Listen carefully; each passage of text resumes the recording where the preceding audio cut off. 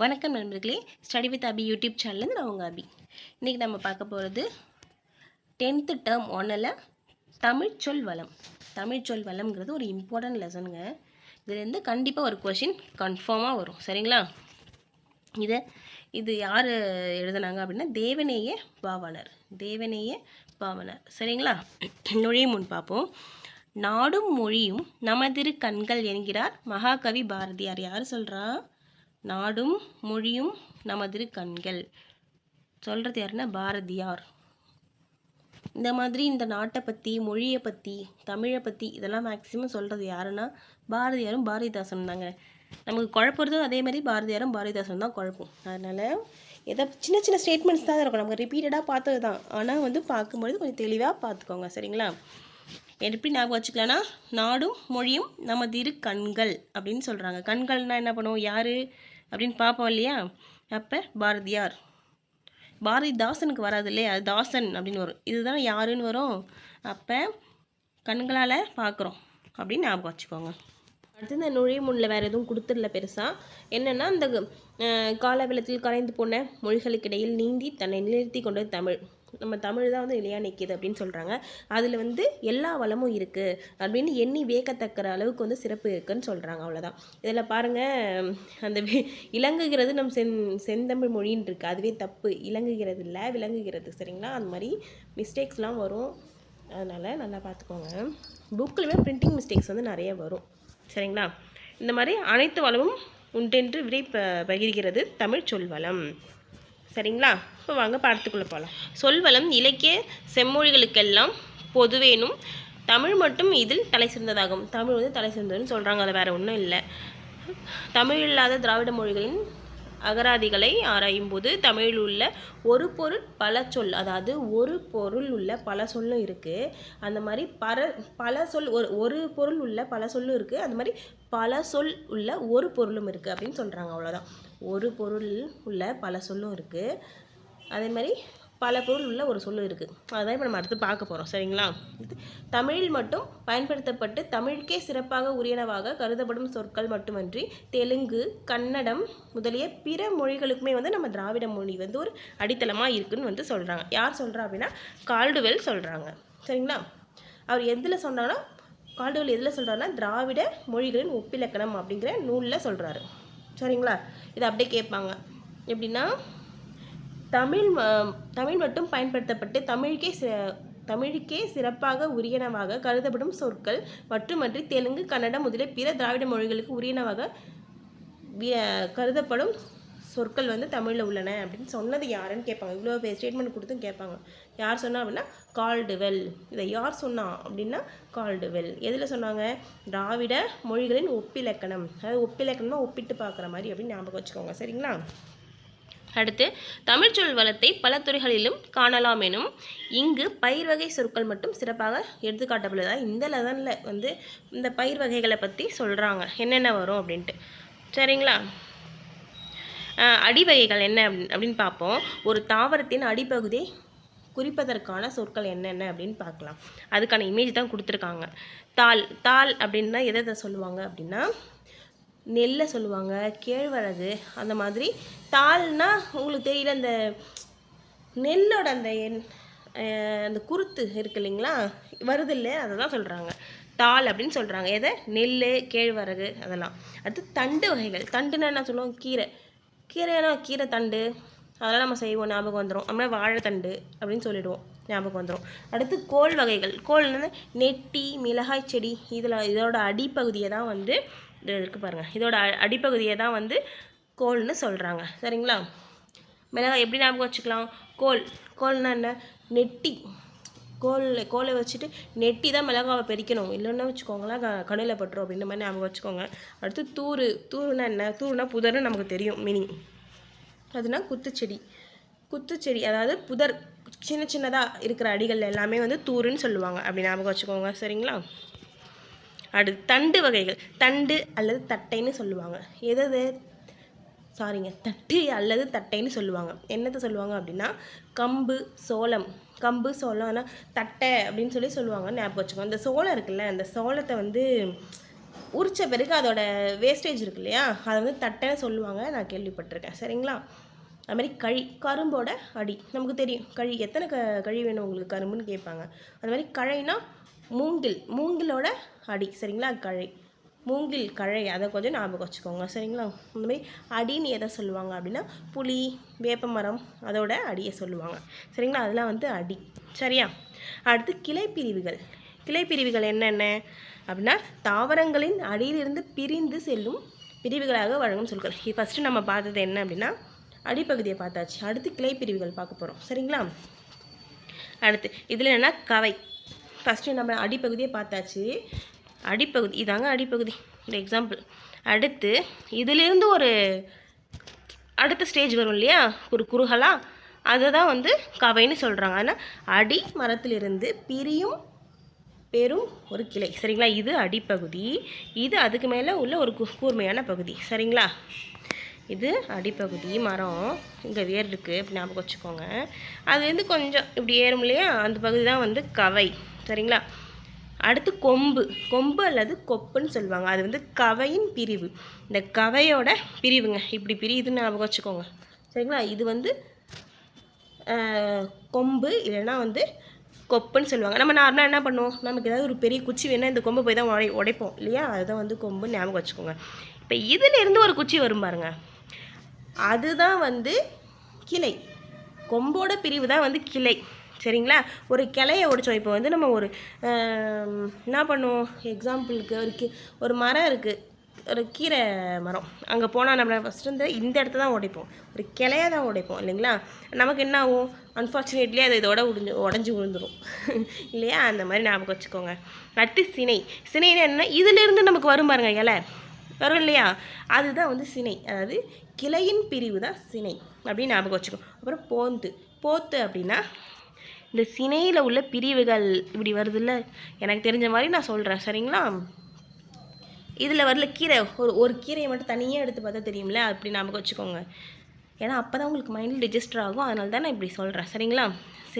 சினை அப்படின்னா அந்த கிளையோட பிரிவு தான் வந்து சினை. அடுத்து போத்து சொன்னேன். போத்தை விட அந்த சினையின் பிரிவு, சினையோட பிரிவு தான் போத்து. சரிங்களா? இப்போ குச்சி எங்கே இருக்குது, குச்சிங்கிறது தான் அடுத்தது லாஸ்ட்டாக இருக்குது இல்லையா, இதுதான் வந்து குச்சி. சரிங்களா? அடுத்தது வந்து இனுக்கு நான் அந்த லாஸ்ட்டில் இருக்குது பாருங்கள், ஒரு இனுக்கு உடச்சிட்டு வா அப்படின்னு சொல்லுவாங்க, அதுதான் வந்து இனுக்கு. இந்த குச்சியின் பிரிவு தான் வந்து இனுக்கு. சரிங்களா? இதுலேருந்து இது போகுது, இதுலேருந்து இது பிரியுது, அப்புறமா வந்து கொப்பு வருது, அதாவது கவை. ஃபஸ்ட்டு அடிக்கு அப்புறம் ஒரு கிளை போகுது, அதுலேருந்து என்ன ஆகுதுன்னா ஒரு கவை வருது, ஒரு கவையிலேருந்து அடுத்து கொம்பு உருவாகுது, அதாவது கொம்புக்கு அப்புறம் என்ன ஒரு கிளை வருது, ஒரு கிளையில ஒரு சினை உருவாகுது, சினையிலேருந்து போத்து, அப்புறம் குச்சிலேருந்து ஒரு இனுக்கு, இது குச்சி இது இனுக்கு. சரிங்களா? புரிஞ்சுதா? சரி, அடுத்து காய்ந்த அடியும் கிளையும் பெயர் பெறுதல் என்னென்ன அப்படின்னு சொல்லி பார்க்கலாம். காய்ந்த தாவரத்தின் பகுதிகளுக்கு வழங்கும் சொற்கள். காய்ந்த தாவரத்தை இதுக்கு முன்னாடி பார்த்ததெல்லாம் நம்ம வந்து ஒரு மரம்னா ஒரு உயிருள்ள மரம், இது வந்து காஞ்சி போனது உயிரற்ற மரம் அப்படின்னு ஞாபகம் வச்சுக்கோங்க. சரிங்களா? இது என்னென்னா சொல்லி பொறுக்க போகிறோம் அப்படின்னு வந்து படத்துலலாம் சொல்லுவாங்க, பார்த்துருக்கீங்களா? அதுதான் காஞ்சி போனது, காய்ஞ்ச குச்சி, அதுதான் சொல்லி. சரிங்களா? விறகு அப்படின்னா காய்ந்த சிறு கிளை, விறகு அப்படின்னா பெரிய கட்டை இல்லையா, அதனால் இதெல்லாம் உங்களுக்கு தெரியும். சரியா? இருந்தாலும் நான் வந்து உங்களுக்கு சொல்கிறேன். ஓகே, இது வந்து காய்ந்த சிறு கிளை. சரிங்களா? அடுத்து வெங்கழினா அப்படின்னா காய்ந்த கழினா அதை விட கொஞ்சம் பெருசு. சுள்ளினா சின்னதுங்க, சுள்ளினா குச்சி சின்னது, விறகுனா சிறு கிளை அதை விட பெருசு, வெங்கழினா அதை விட கொஞ்சம் பெருசு. அப்புறம் கட்டைனா காய்ந்த கொம்பும் கவையும் அடியும், மொத்தமாக கட்டை பெருசாக உள்ளது. சரிங்களா? இது கட்டைனா பெருசு, வெங்கழினா கொஞ்சம் சின்னது, அடுத்து விறகுனா கொஞ்சம் சின்னது, குச்சினா வெறும் குச்சி, அவ்வளோதான். சரியா? அடுத்து இலை வகைகள் என்னென்னா தாவரங்களின் இலை வகைகளை குறிக்கும் சொற்கள் இல்லையா. அடுத்து இலை அப்படிங்கிறது எதை சொல்லுவாங்க அப்படின்னா புளி, அதாவது புளியந்த இது இருக்குல்ல, புளிய மரம், அதோட இலையை வந்து இலைன்னு சொல்லுவாங்க. அடுத்து வேம்பு இருக்கு இல்லையா, அதுவும் இலைன்னு சொல்லுவாங்க. அடுத்து தாள்னு என்ன சொல்லுவாங்க, ஏற்கனவே நான் சொல்லியிருந்தேன், அந்த அந்த நெல் வகை புல் வகைகள் இதெல்லாமே வந்து தாள்னு சொல்லுவாங்க. சரிங்களா? அடுத்து தோகை. தோகை என்னென்னா கரும்பு தோகைன்னு சொல்லுவாங்க. அது நார்மலாக நமக்கு தெரியும். அது மாதிரி சோளமும் அந்த மாதிரி தான் இருக்கும், கரும்பு மாதிரி தான் இருக்கும் இல்லையா? அதனால் அதையும் தோகைன்னு சொல்கிறாங்க. அடுத்து ஓலை. ஓலைனா நார்மலாக எனக்கு தெரியும், தென்னை ஓலை. அடுத்து சண்டு. இது டிஃப்ரெண்ட்டாக இருக்குது, பார்த்துக்கணும். சண்டுனா காய்ந்த தாளும் தோகையும். சண்டு அப்படின்னா தாள். எதுக்கு வருது தாள் சொல்லுங்கள்? நெல்லுக்கு வருதா? அதுதான் வந்து சண்டுன்னு சொல்கிறாங்க. தோகைன்றது கரும்புக்கு வருது. அப்போ நெல்லும் கரும்பும் சேர்ந்தது தான் சண்டு. சாரி. அடுத்து சருகுனா காய்ந்த இலை. இது நமக்கு நார்மலாக தெரியும் இல்லையா? காய்ந்த சருகு.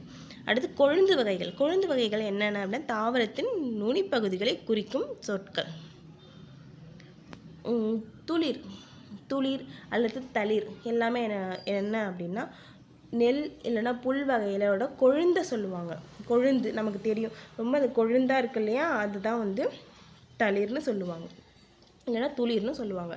அடுத்து முறி கொழுந்து இது எல்லாமே வந்து புளி வேம்பு ஆகியவற்றின் கொழுந்து பகுதியை சொல்லுவாங்க. சரிங்களா?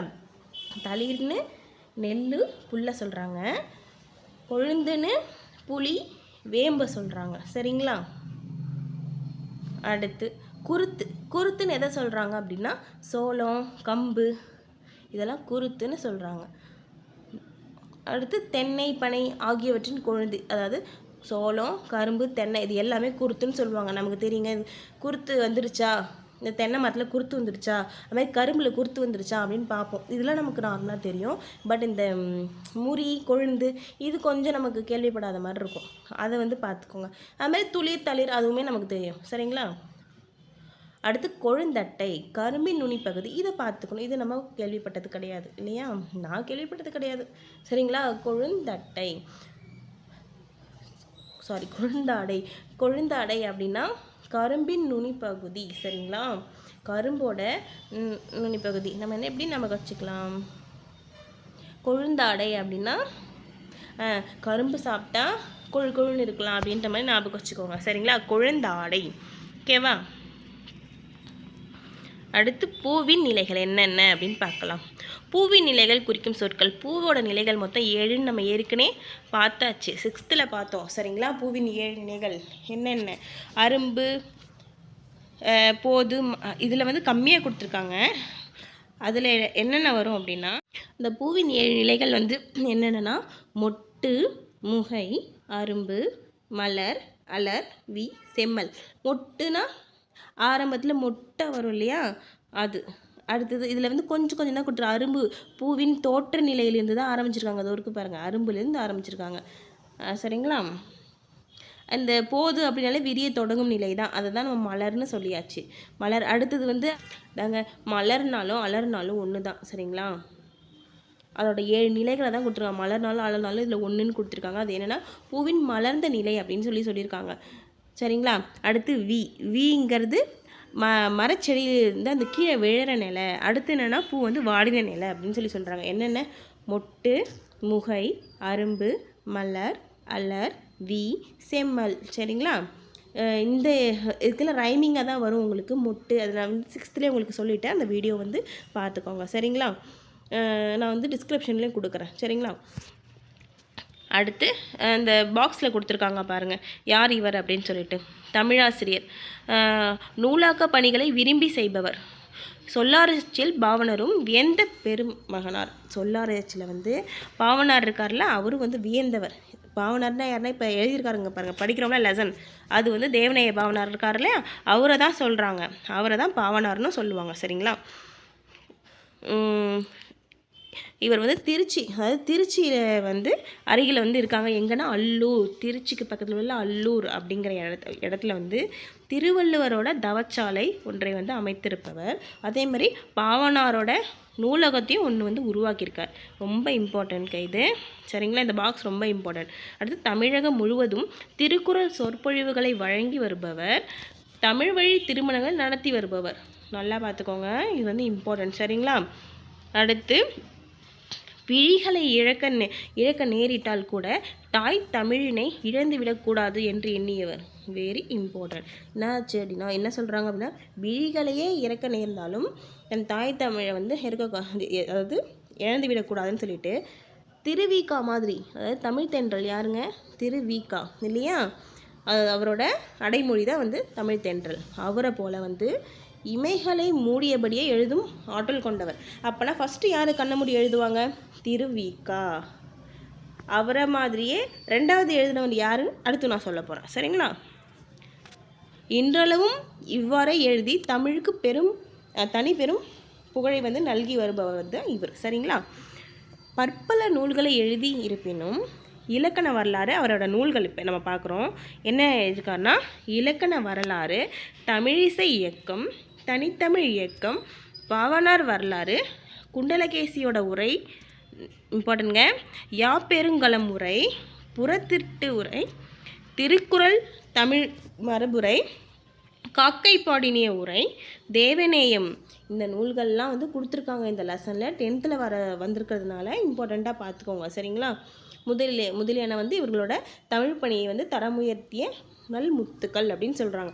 அவர் தான் யாருன்னா, அவரோட அடைமொழி வந்து தமிழ் திரு ரா இளங்குமரனார். இம்பார்ட்டன்ட், ரா இளங்குமரனார், சரிங்களா. இவரோடது இப்போ ஒன்ஸ் நம்ம திரும்பி பார்ப்போம். என்ன சொல்கிறாங்க, ஃபஸ்ட்டு இவர் எப்படி கண்ணை மூடி எழுதுவாருங்க, இதுதாங்க இம்பார்ட்டன்ட். திருவிக்காவை மாதிரி கண்ணை மூடி எழுதுவார். அது மாதிரி இவர் வந்து திருவள்ளுவர் தவச்சாலைன்னு சொல்லிட்டு எங்கே நிறுவியிருக்காருன்னா, அல்லூர்கிட்ட, திருச்சிக்கு பக்கத்தில் அல்லூர்கிட்ட நிறுவியிருக்காரு, சரிங்களா. அடுத்தது என்ன, பாவனரோட நூலகம் அமைச்சிருக்காரு, 2 பாயிண்ட்டு. அடுத்து வந்து இவர் வந்து திருக்குறள் சொற்பொழிவுகளை வந்து வழங்கி வருகிறார், இது 3. அடுத்து தமிழ் வழி திருமணத்தை நடத்துகிறாரு, சரிங்களா. மொத்தம் 4 பாயிண்ட் இந்த ஒரு பேராவிலே இருக்குது. அடுத்து கண்ணை மூடி எழுதுவார், இது இம்பார்ட்டன்ட், சரிங்களா. இதில் வேறு ஒன்றும் கிடையாது. ஆனால் இதுலேருந்து கண்டிப்பாக கொஷின்ஸ் வர வாய்ப்பு இருக்குது, சரிங்களா. அடுத்து இவரோட நூல்கள் என்னென்ன அப்படின்னா பார்த்தோம்.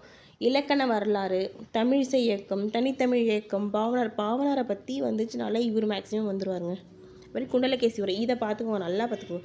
குண்டலகேசி உரை, ஏன்னா இது வந்து நம்ம இவர் தான் எழுதினாரான்ற டவுட் வந்துடும் நமக்கு. மேக்ஸிமம் என்ன வரும், உவேசாவாக தான் இருப்பாங்க அப்படின்னு நினச்சிப்போம் இல்லையா. ஏன்னா அவர் தான் வந்து நிறைய நூல்கள் எழுதினது, பதிப்பிச்சது எல்லாமே வந்து உவேசா தான் இல்லையா. அதனால் சொல்கிறேன்.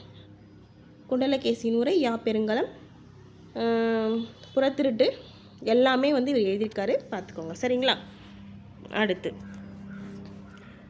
பிஞ்சு வகைகள் என்னென்னு பார்க்கலாம். தாவரத்தின் பிஞ்சு வகைகளுக்கு வழங்கும் சொற்கள் என்ன அப்படின்னா, அடுத்து பூம்பிஞ்சு அப்படின்னா பூவோடு கூடிய இளம் பிஞ்சு, சரிங்களா. அடுத்து பிஞ்சுனா என்ன, இளம் காய், வடுனா மாவடுன்னு சொல்லுவோம். அடுத்து மூசுனா என்ன, இது டிஃப்ரெண்ட்டாக இருக்குது பார்த்துக்கோங்க. மூசுனா பலா பிஞ்சு, சரிங்களா. மூசு அப்படின்னா பலா பிஞ்சு. அடுத்து கவ்வைனா எல் பிஞ்சு, கவ்வை டிஃப்ரெண்ட்டாக இருக்கு இல்லையா. இதெல்லாம் பார்த்துக்கோங்க. மற்றெல்லாம் நமக்கு தெரிஞ்சதெல்லாம் நல்லா பார்த்துக்கணும்னு அவசியம் இல்லை, அதெல்லாம் நமக்கு நல்லா தெரியும். இது வந்து கவ்வைனா எல் இருக்கு இல்லையா, எல்லோட பிஞ்சுன்னு சொல்கிறாங்க. அடுத்து குறும்பைனா தென்னை பழம் பனை இதோடது தான் நமக்கு தெரியும். அடுத்து முட்டு குறும்பை, அது என்ன அப்படின்னா சிறு குறும்பை. முட்டு குறும்பைனா வந்து சிறு குறும்பைன்னு சொல்கிறாங்க. அடுத்து இளநீரை எப்படி சொல்லுவாங்க அப்படின்னா முட்டாத தேங்காய் அதை வந்து இளநீர், சரிங்களா. நுழாய் அப்படின்னா இளம் பாக்கு, இதை நல்லா பார்த்துக்கோங்க. நுழாய் இளம் பாக்கு வகை, இதை வந்து நுழாய். அடுத்து கருக்கள்னா இளநெல், இது இம்பார்ட்டன்ட்ங்க. கச்சல்னா வாழைப்பிஞ்சு, கச்சல் வாழையோட பிஞ்சு.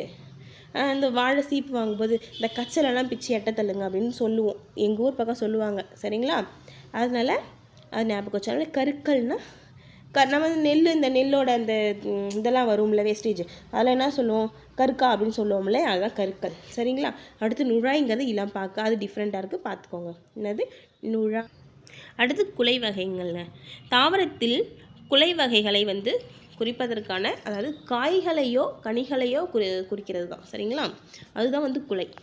கொத்து அப்படின்னா அவரை, துவரை இதோடலாம் வந்து சொல்கிறது தான். சரிங்களா? அடுத்து குலைனா என்ன? ஃபஸ்ட்டு கொத்து, அப்புறம் குலை. குலைனா கொடி முந்திரி. கொலை கொலையா முந்திரிக்கா அப்படின்னு சொல்லுவாங்கள்ல, அந்த மாதிரி. கொலை அப்படின்னா முந்திரி. இப்போ ஞாபகம் வந்துடும். சரிங்களா? முந்திரி. அடுத்து தாருனா வாழைத்தார் நமக்கு தெரியும். அடுத்து கதிர்னா நமக்கு தெரியும். கதிர்னாலே வந்து இந்த கேழ்வரகு, சோளம் இதெல்லாம் வந்து கதிர். ஆனால் நெல்லை சொல்லிடாதீங்க, ஏன்னா இதில் மாற்றி கொடுத்துரும். நம்மளாம் பேச்சு வழக்கில் நெல்லை சொல்லுவோம், பட் இதில் வந்து நெல்லை குறிக்கலை. சரிங்களா? அடுத்து அலகு அல்லது குரல். அலகுன்னு சொல்லுவாங்க, அதுதான் வந்து நெல்லுக்கு வரும். அலகு குரல் அப்படின்னா வந்து நெல், திணை, அதோட கதிர். சரிங்களா? அதோட கதிர் அதை தான் சொல்லுவாங்க. அடுத்து சீப்பு அப்படின்னா வாழை சீப்பு, அது நமக்கு தெரியும். சரிங்களா? அடுத்து ஃபஸ்ட்டு என்ன சொன்னேன்? கொத்துனா அவரை, துவரை இதெல்லாம் கொத்து கொத்தாக காய்க்கும் அப்படின்னு நமக்கு வச்சுக்கோ. அடுத்து கொலைனா அந்த கொலையா முந்திரிக்கா அப்படின்னு சொல்லியிருந்தேன். அடுத்து தாருனா வாழைத்தார். கதிர்னா கேழ்வரகு, சோளம், அதோட கதிர். அடுத்து அலகு அல்லது குரல் ஞாபகம் வச்சுக்கோங்க. அலகு அல்லது குரல், ஏன்னா இதில் மாதிரி கேட்பாங்க, பட் நம்ம அங்கே தான் விட்டுருவோம், அதனால் நல்லா பார்த்துக்கோங்க. அலகு அல்லது குரல் அப்படின்னா நெல், திணை. எப்படி ஞாபகம் வச்சுக்கலாம்? நெல் சோறு சாப்பிட்டா குரல் வந்து நல்லா வளம் வரும் அப்படின்னு ஞாபகம் வச்சுக்கோங்க. சரியா? நம்ம நெல் சோறு சாப்பிட்டா, திணையெல்லாம் சாப்பிட்டா அழகாக இருக்கும். அழகுன்றது அழகுன்னு வச்சுக்கோங்க. அழகு, குரல் நல்லாயிருக்கும் அப்படின்னு ஞாபகம் வச்சுக்கோங்க. சரியா? அடுத்து கெட்டுப்போன காய்கனி வகைகள் பார்ப்போம்.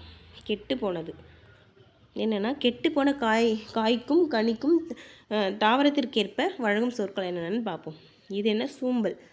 சூம்பல் அப்படின்னா நுனியில் சுருங்கிய காய், சூம்பல். இது நமக்கு தெரியும். அடுத்து சிவியல்னா சுருங்கிய பழம், சுருங்கி போனது.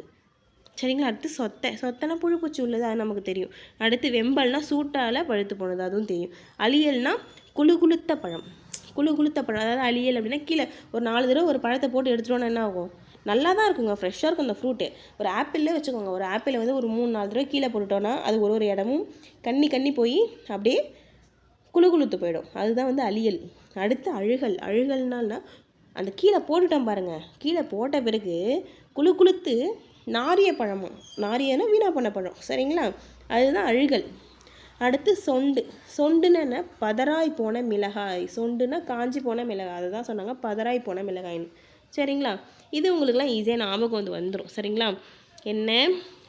சூம்பல்னா நுனியில் சுருங்கியது. நுனியில் மட்டும், இப்போ ஒரு மாம்பழம் இருக்குன்னா அந்த நுனியில் மட்டும் சுருங்கினது. அதுமாதிரி ஒரு வாழைப்பழம் இருக்குன்னா அந்த நுனியில் மட்டும் சுருங்கியது. அது மாதிரி சிவியல்னா சுருங்கிய பழம், மொத்தமாகவே அந்த வாழைப்பழம் வந்து சுருங்கி போயிருக்கு, சிவியல் ஆகிடுச்சு. ஓகேங்களா? அது சொத்தனா தெரியும். இது வெம்பல் சொல்லிட்டேன், அழியல் சொல்லிட்டேன், அழுகல் சொல்லிட்டேன், சொண்டு சொல்லிட்டேன். இதெல்லாம் நம்ம நார்மலாக தெரிஞ்ச ஒரு விஷயந்தான். அடுத்து கோட்டான்காய் அல்லது கூகைக்காய். என்ன அப்படின்னா, கோட்டான் உட்காந்துருந்தனால கெட்ட காய். கோட்டான்னா என்ன? ஆந்தை. அது வந்து உட்காந்துருந்தனால கெட்டு போனது அப்படின்னு சொல்கிறாங்க. தப்பு. தேரைக்காய். தேரைன்னா தேரை இருக்கு இல்லையா, ஃப்ராக், அது வந்து அமர்ந்ததுனால கெட்டு போன காயம். அது மாதிரி அல்லிக்காய் அப்படின்னா தேரை அமர்ந்ததினால் கெட்ட தேங்காய். அல்லிக்காய் அப்படின்னா இது நான் இப்போ தான் இங்கே புதுசாக கேள்விப்படுறேன். அல்லிக்காய்னா தேரை அமர்ந்ததுனால கெட்ட தேங்காயம், அது உட்காந்தா தேங்காய் கெட்டு போகுமா, அது என்னென்னு தெரியலங்க எனக்கும். அடுத்து ஒல்லிக்காய் தெரியும். தென்னையில் வந்து கெட்டு போன காய், அதாவது ஒல்லிக்காய்னு சொல்லுவாங்க, அது நார்மலாக நமக்கு தெரியும். சரிங்களா? அடுத்து பழத்தோல் வகைகள். பழத்தோட தோல் வகைகள் வாங்க பார்க்கலாம். அது என்னென்னா தொலி, மிக மெல்லியது. இது நமக்கு தெரியும், தொலி அப்படின்றது மிக மெல்லியது அப்படின்னு தெரியும். அடுத்து தோல்னா திண்ணமானது. தொலினா மென்மையானது, தோல்னா திண்ணமானது. அடுத்து தொடுனா வன்மையானது. ஓடுனா மிக வன்மையானது, அது தெரியும். ஓடு ரொம்ப ஸ்ட்ராங்காக இருக்கும். அப்புறம் குடுக்கனா ஆடும், சொரையின் குடுக்க மாதிரி ஆடும் இல்லையா, அதுதான். தேங்காயை இப்போ வந்து ரொம்ப நாளுக்கு அப்படியே வச்சுருந்தோன்னா இல்லை ஆடும் இல்லையா, அதுதான். அடுத்து மட்டைனா தேங்காய் நெற்றியில் மேற்பகுதி. மட்டை அப்படின்னா மேலே உள்ள அந்த மட்டை இருக்குல்ல, அதுதான். தேங்காவே எடுத்துக்கோங்க, தேங்காய் மேலே உள்ளது தான் அது. அடுத்தது உமினா தெரியும் நமக்கு, அந்த நெல்லிலிருந்து கம்புலேருந்து இதெல்லாம் அந்த உமி நம்ம பிரித்து எடுப்போம் இல்லையா, அதுதான் உமி. அடுத்து கொம்மை அப்படின்னா வரகு, கேழ்வரகு. இதே மாதிரி நம்ம வேறு எங்கேயோ பார்த்த மாதிரியே தோணுது எனக்கு. சாரிங்க, அது கொப்பு கிளை வகையில் வரும். இது வந்து கொம்மை. சரிங்களா? இப்படி தாங்க குழப்பம். அதனால் நல்லா பார்த்துக்கோங்க. சரிங்களா? ஆனால் நம்ம கெஸ் பண்ணிவிடுவோம், இது எந்த வகையில் வருதுன்னுலாம் கெஸ் பண்ணிவிடுவோம். ஆனால் எதுக்கு எது வருதுன்னா கொஞ்சம் கன்ஃபியூஸ் ஆகும். இது இம்பார்ட்டன்ட் லெசன். அதனால தான் உங்களுக்கு திருப்பி ஒரு நம்ம இப்போ சொல்லிட்டா கூட திருப்பி ஒரு தடவை நான் சொல்கிறேன். உங்களுக்கு ஏதாவது ஷார்ட்கட் வேணுன்னா கூட சொல்லுங்கள், நான் திருப்பி வந்து உங்களுக்கு ஷார்ட்கட் தனியாக நான் எடுத்து போடுறேன். சரிங்களா? அடுத்து மணி வகைகள். மணினா என்ன? இந்த தானிய வகைகள் தான். தானியம் இருக்கு இல்லையா, தானியங்களுக்கு வழங்கும் சொற்கள் தான் வந்து மணி வகைகள். சரிங்களா? கூலம்னாலே நமக்கு தெரியும், இந்த தானியத்தை தான் சொல்லுவாங்க அப்படின்னு சொல்லிட்டு. நெல், புல், கம்பு இதெல்லாம் வந்து தானியம். சரிங்களா? இதெல்லாம் என்ன சொல்லுவாங்க அப்படின்னா ஒன்று ஒன்றா பார்ப்போம். பயிறு அப்படின்னு என்னென்ன சொல்லுவோம்? அவரை, துவரை இதெல்லாம் வந்து பயிருன்னு தான் சொல்லுவோம். அடுத்து கடலை, வேர்க்கடலை, கொண்டக்கடலை எல்லாமே கடலைன்னு சொல்லுவோம். விதைனா கத்திரி, மிளகாய் முதலியவற்றின் விதைங்கிற அந்த கத்திரிக்குள்ளே ஒரு விதை இருக்கு இல்லையா அது.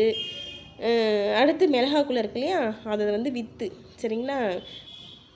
அடுத்து கால்னா புளி. இது நானும் ஃபஸ்ட் டைம் இப்போ தான் பார்க்குறேன். நல்லா பார்த்துக்கோங்க. இதை கால் அப்படின்னா புளி, காய்ச்சிரைனா நச்சு மரமாக அதில் உள்ளதோட வித்துங்க. சரிங்களா? புளி காய்ச்சி அந்த புளியங்கொட்டை இருக்கு இல்லையா அதுதான் கால்னு சொல்கிறாங்க. சரிங்களா? அடுத்து முத்து, வேம்பு, ஆமணக்கு முதலியவற்றோட வித்து. அதோட விதை. வித்துனா அதோட விதை, அதை தான் வித்துன்னு சொல்கிறாங்க. சரிங்களா? கேட்பாங்க விதைனா என்ன, வித்து அதுதான். சரிங்களா? அதுவுமே பொறுத்துக்களை கேட்பாங்க. முத்துங்கிறது தான் அந்த வேம்பு. நல்லா பார்த்துக்கோங்க. இந்த கொட்டை வகைகள்லாம் முத்துன்னு சொல்லுவாங்க. சரிங்களா? அடுத்து இந்த கொட்டை அடுத்ததுன்னா மாங்கொட்டை, பனங்கொட்டை அப்படின்னு சொல்லுவோம் இல்லையா அதுதான் வந்து கொட்டை வகைகள். சரிங்களா? அடுத்து தேங்காய், தென்னையோட வித்து. தேங்காய்னா தென்னையோட வித்து. தென்னை மரத்துக்கு எதுங்க விதை? இந்த தேங்காய் தான். சரிங்களா? அப்படி ஞாபகம் வச்சுக்கோங்க. அடுத்து முதிரை, இது வந்து அவரை, துவரை கேட்பாங்க. இது கேட்டிருக்காங்க ஆல்ரெடி. சரிங்களா? முதிரைனா என்ன, ஆனால் ரைமிங்கில் வருது பாருங்கள். முதிரை, அவரை, துவரை. சரிங்களா? அடுத்து இளம் பயிர் வகைகள். தாவரங்களின் இளம் பருவத்திற்கான சொற்கள். சரிங்களா? நாற்று, ஒரு தாவரம் இருக்குன்னா அதோட இளமை பருவம் நாங்கள் பார்க்கலாம். நாற்று ஃபஸ்ட்டு என்ன பண்ணுவோம்? நாற்று நடுவோம். நெல் வந்து அறுவடை செய்யணும் அப்படின்னா முதல்ல நம்ம நாற்று வைக்கணும். கத்திரியாக இருந்தாலுமே அதுக்கு வந்து நம்ம நாற்று வைக்கணும் இல்லையா, அதோட இளநிலை. சரிங்களா? அடுத்து கன்றுன்னா மாங்கன்று, புளியங்கன்று, வாழைக்கன்று அப்படின்னு சொல்லுவோம் இல்லையா அதுதான். நம்ம கண்ணுன்னு சொல்லுவோம், இங்கே கன்று அப்படின்னு கொடுத்துருக்காங்க. தூய்மையாக நம்ம கண்ணுன்னு பேச்சு வழக்கில் பேசுவோம். சரிங்களா? அடுத்து குருத்து, வாழை அதோட இளநிலை. குருத்து அப்படிங்கிறது வாழையோட இளநிலை. நமக்கு அப்படி தான் சொல்லுவோம், வாழை குருத்து வந்துடுச்சு அப்படின்னு சொல்லிட்டு. அப்புறம் பிள்ளைனா தென்னம்பிள்ளையை சொல்லுவோம். சரிங்களா? இதெல்லாம் நமக்கு ஈஸியாக இருக்கும். அடுத்து குட்டிங்கிறது விழாவின் இளநிலை. குட்டி அப்படிங்கிறது விளாம்பழம் இருக்கு இல்லையா அதோட இளநிலை. சரி. அடுத்து மடலி அல்லது வடலி அப்படிங்கிறது பனையின் இளநிலைங்க. இதுவுமே புதுசாக இருக்குது, நல்லா பார்த்துக்கோங்க. அடுத்து பைங்கூழ்னா நெல், சோளம். அந்த காலத்தில் இது எப்படி ஞாபகம் வச்சுன்னா, பைங்கூழ்னா என்னென்னா பயில கூழ் கொண்டு போவோம். என்னென்னா அப்படின்னா நெல் கூழ், சோளத்தோட கூழ். இதுக்காரும் எனக்கே மிஸ்டேக்காக தான் வருதா, பிரிண்டிங் மிஸ்டேக் வருதா, இல்லை இப்படி தான் வார்த்தையான்னு எனக்கு தெரியல.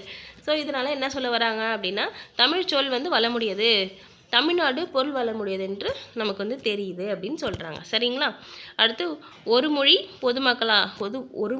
பொதுமக்களாலும் அதன் இலக்கியம் புல மக்களாலும் அமையப்பெறும். சரிங்களா? ஒரு மொழி வந்து பொதுமக்களாலும் அதன் இலக்கியம் புல மக்களாலும் அமையப்பெறும்னு சொல்கிறாங்க. அடுத்து தமிழ் பொதுமக்கள் உயர்ந்த பகுத்தறிவு உடையர். தமிழ் பொதுமக்கள் வந்து உயர்ந்த பகுத்தறிவு உடையவங்க. அதனால தான் வந்து ஒன்னொன்றுக்கு தமிழ் தனித்தனியாக பேர் வச்சுருக்காங்கன்னு சொல்ல வராங்க. எத்தனையோ ஆராய்ச்சி நடந்து வரும் இக்காலத்தில் எத்தனையோ மொழிகள் என்று கடன் கொண்ட ஆங்கில மொழியிலும், அதாவது நம்மக்கிட்ட இருந்து தான் ஆங்கிலம் வந்து நிறைய வார்த்தை வந்து கடன் வாங்கியிருக்குன்னு சொல்கிறாங்க. மொழியிலும் அது மாதிரி, அதாவது ஒவ்வொரு ஆங்கிலத்துலேருந்து நிறைய மொழி என்ன பண்ணியிருக்குன்னா ஒன்றுத்துக்கு ஒன்று கடன் வாங்கியிருக்கு. ஆனால் நம்மளோட மொழி வந்து எதுலேருந்துமே வந்து கடன் வாங்காது, நமக்குன்னு ஒரு தனி சொல்ல உருவாக்கியிருக்கும். சமஸ்கிருதத்துலேருந்து ஒன்று வந்திருந்தா கூட அதுக்குன்னு தனியான தமிழ் வார்த்தை இருக்குது. அதுதான் சொல்ல வராங்க. சரிங்களா? லீஃப் என ஒரே சொல் உள்ளது. தமிழில் வந்து ஒன்றுத்துக்கும் டிஃப்ரெண்ட்டாக பேர் இருக்குது. லீஃப் அப்படின்னா லீஃப் தான், அதுக்குன்னு தனி கிடையாது. லீஃப்னா இலை. ஆனால் நம்ம இலையிலேயே நிறைய இருக்குது, அதுதான் சொல்ல வராங்க. ஆங்கில நூல்களிலும் வேறு பல வகைகளிலும் இலைகள் பாகுபாடு இருக்குது அப்படின்னு சொல்கிறாங்க. தமிழ் இதுக்கப்புறம் இதில் வேறு ஒன்றும் இல்லைங்க. அதுதாங்க சொன்னதான் திருப்பி திருப்பி சொல்கிறாங்க. இது ஃபுல்லாக படித்து காட்டுறது வேஸ்ட்டு தான். சரிங்களா? இத்தனை இது இருக்குது. அதாவது இங்கே பாருங்கள், அதுமாதிரி நெல் வைத்து. ஆனால் தமிழ்நாட்டில் நெல்லில் வந்து நெல்லிலோ செந்நெல், வெண்ணெல், கார்நெல் அதில் என்றும் சம்பா, மட்டை, காரி என்றும் பல வகைகள் வந்து இருக்குது அப்படின்னு சொல்கிறாங்க. சரிங்களா? இதெல்லாம் ஆராய்ச்சியில் வந்து சொல்கிறாங்க அப்படின்றாங்க. சரியா? அடுத்து தெரியுமோன்னு ஒரு பாக்ஸ் பாருங்கள். உலகத்திலேயே ஒரு மொழிக்காக உலக மாநாடு நடத்திய முதல் நாடு என்ன அப்படின்னா மலேசியா தான். இது இம்பார்ட்டன்ட்ங்க, பார்த்துக்கோங்க. எந்த நாடு? மலேசியா. சொன்னது யார் அப்படின்னா அப்பாதுரையார். உலகத்திலேயே ஒரு மொழிக்காக உலக மாநாடு நடத்திய முதல் நாடு மலேசியாவே. மாநாட்டிற்குரிய அந்த மொழியும் என்ன அப்படின்னா தமிழ் தான் அப்படின்னு சொல்கிறாங்க. அந்த மாநாடு நடத்தினதும் மலேசியா, அதுக்கான மொழி வந்து தமிழ் அப்படின்னு சொன்னது வந்து பன்மொழி புலவர் அப்பாதுரையார். யாருங்க? பன்மொழி புலவர்ங்கிறது அவரோட அடைமொழி. சரிங்களா? அடைப்பெயர். சரிங்களா? அவரோட பேர் என்னென்னா அப்பாதுரையார். சரிங்களா? நம்ம அப்பா சொன்னாங்க அப்படின்னு ஞாபகம் வச்சுக்கோங்க. சரிங்களா? முதல்ல யார் நமக்கு மொழி சொல்லி கொடுப்பாங்க? அப்பா, அம்மா. சரிங்களா? ஸோ அதை ஞாபகம் வச்சுக்கோங்க. அதுக்கப்புறம் அதுதான் அந்த இதோட கண்டினியூஷன் தான் இது. சம்பா, குண்டு சம்பா, குதிரவாளி சம்பா, சிறுமணி இதெல்லாம் இருக்குதுன்னு சொல்கிறாங்க. இதில் வேறு ஒன்றும் டீப்பாக ஒன்றும் சொல்கிறதுக்கு இல்லை. சரிங்களா? நாட்டின் தனிப்பெரும் வளத்தினாலோ பண்டை தமிழ் மக்கள் தனிப்பெரும் நகரத்தினை உடையவராக இருக்கிறார்கள் அப்படின்றாங்க. அடுத்து ஒரு பாக்ஸ் பாருங்கள். பாவனார் தமிழ் சொல்வளம் கட்டுரையில் வித்து வகை, வேர் வகை, அரித்தாள் வகை, அது மாதிரி காய்ந்த இலை வகை, இலை காம்பு வகை, பூமடல் வகை, அரும்பு வகை, பூக்காம்பு வகை, இதழ் வகை, காய் வகை, கனி வகை, உள்ளீட்டு வகை, தாவர கழிவு வகை, விதை தோல் வகை, பதர் வகை, பயிர் வகை, கொடி வகை, மர வகை, கரும்பு வகை, காய்ந்த பயிர் வகை, வெட்டிய விறகு துண்டு வகை, மரப்பட்டை வகை, பயிர் செறிவு வகை, நிலத்தின் தொகுப்பு வகை, செய்வகை, நிலவகை, நன்செய் வகை, வேலி வகை, காட்டு வகை ஆகியவற்றின் சொல்வளங்களையும் விளக்கியுள்ளார். இதை படிக்கும் பொழுதே மூச்சு வாங்குது. அவர் எப்படிங்க பண்ணார்? அவர் அப்படி பண்ணனால தான் நம்ம இப்படி படிச்சுட்டு இருக்கோன்றீங்களா? சரி, படிச்சு தான் ஆகணும். இதில் வந்து இம்பார்ட்டன்ட் லெசனுங்க. சரிங்களா? அடுத்த நூல்வெளி பார்க்கலாம். பாவனார் அவ்வளோ எழுதியிருக்கிறதுனால தான் இப்போ நமக்கு தெரியுது. அவர் எழுதாமல் போயிருந்தால் நம்ம தமிழ் இவ்வளோ இருக்குன்னு நமக்கு தெரியாது இல்லையா? அந்த காலத்தில் அவங்க எழுதி வச்சதை தான் நம்ம இப்போ படிக்கிறோம். படிக்கிறதுக்கே கஷ்டமாக இருக்கு. ஆனால் அவங்க எழுதுறதுக்கு எவ்வளோ கஷ்டப்பட்டுருப்பாங்க இல்லையா? சரி, நூல்வெளி பார்க்கலாம். மொழி ஞாயிறு என்றழைக்கப்படுவது யார் அப்படின்னா தேவநேய பாவனார். இதான் அவரோட இமேஜ். சரிங்களா? மொழி ஞாயிறு, அவர் பேர் என்ன? தேவநேய பாவனார். மொழி ஞாயிறு அவரோட அடைமொழி. சரிங்களா? சொல்லாய்வு கட்டுரைகள், அதாவது தேவநேய பாவனாரோட சொல்லாய்வு கட்டுரைகள் நூலில் உள்ள தமிழ் சொல் வளம் என்னும் கட்டுரையின் சுருக்கம் தான் நமக்கு பாடமாக கொடுத்துருக்காங்க. நான் சொல்கிறாங்க பாருங்கள். சொல்லாய்வு கட்டுரை எழுதியிருக்காரு. அந்த நூலில் உள்ள தமிழ் சொல் வளம் அப்படிங்கிற கட்டுரையோட சுருக்கம் தான் நமக்கு இந்த பாடம். சுருக்கமே இந்த பாடம். அப்போ ப்ரீஃபாக படித்தா எவ்வளோ பெருசாக போகும்? ஏற்கனவே இந்த பாடம் பெரிய படம் தான் இல்லையா? இக்கட்டுரையில் சில விலங்கு குறிப்புகள் மாணவர்களின் புரிதலுக்காக சேர்க்கப்பட்டுள்ளது. அவர் கொஞ்சம் ஓரளவு பெரியவங்க படிக்கிற மாதிரி கொடுத்துருப்பாரு. மாணவர்களுக்கு ஏற்ற மாதிரி கொஞ்சம் புரிதலோட சேர்க்கப்பட்டிருக்குன்னு சொல்கிறாங்க. பல்வேறு இலக்கண கட்டுரைகளையும் மொழியாராய்ச்சி கட்டுரைகளையும் எழுதிய பாவனார் தமிழ் சொல்லாராய்ச்சியில் வந்து உச்சம் தொட்டவர். இது வந்து இம்பார்ட்டன்ட். தமிழ் சொல்லாராய்ச்சியில் வந்து உச்சம் தொட்டவர் யாருன்னு கேட்பாங்க. யார்? தேவநேய பாவனார், இல்லை பாவனார்னு கொடுப்பாங்க, இல்லை மொழி ஞாயிறுன்னு கொடுப்பாங்க. அவரோட பேரில் ஏதோ ஒன்று கொடுத்துருப்பாங்க. சரிங்களா? நமக்கு எல்லாமே தெரிந்தால் தான் ஆன்சர் பண்ண முடியும். செந்தமிழ் சொற்பிறப்பியல் அகரமுதலி திட்ட இயக்குனராக பணியாற்றியவர். எதுலங்க? செந்தமிழ் சொற்பிறப்பியல் அகரமுதலி திட்டத்தின் இயக்குனராக பணியாற்றியவர். இம்பார்ட்டண்ட். உலக தமிழ் கழகத்தை நிறுவி அதோட தலைவராக இருந்தவர். என்னத்துக்கு பண்ணாங்க?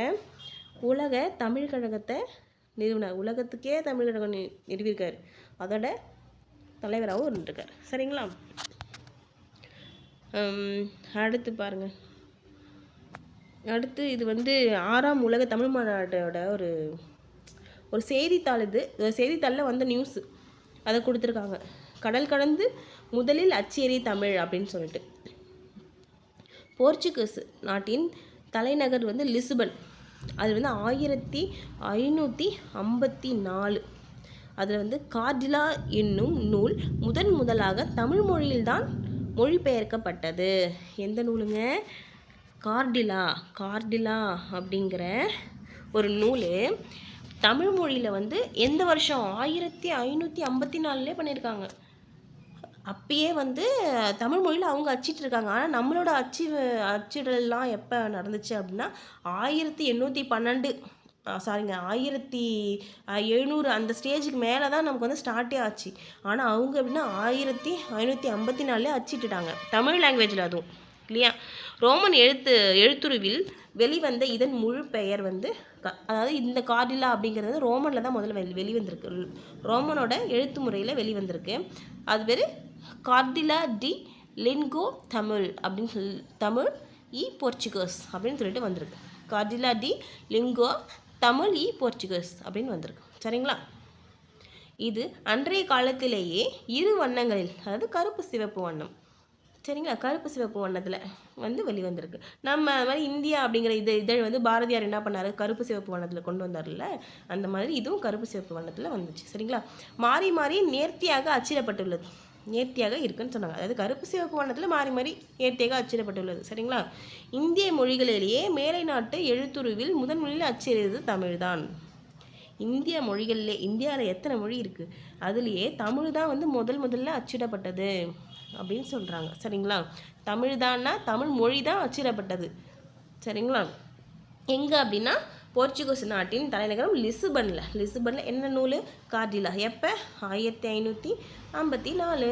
சரிங்களா? இதில் இது 1 கழிச்சா 4, அந்த மாதிரி ஞாபகம் வச்சுக்கோங்க. 1 5 5 4. சரிங்களா? இதோட இந்த பாடம் நிறைவேறிச்சுங்க. இதில் வந்து புக் பேக் கூட எதுவும் கிடையாது. சரிங்களா?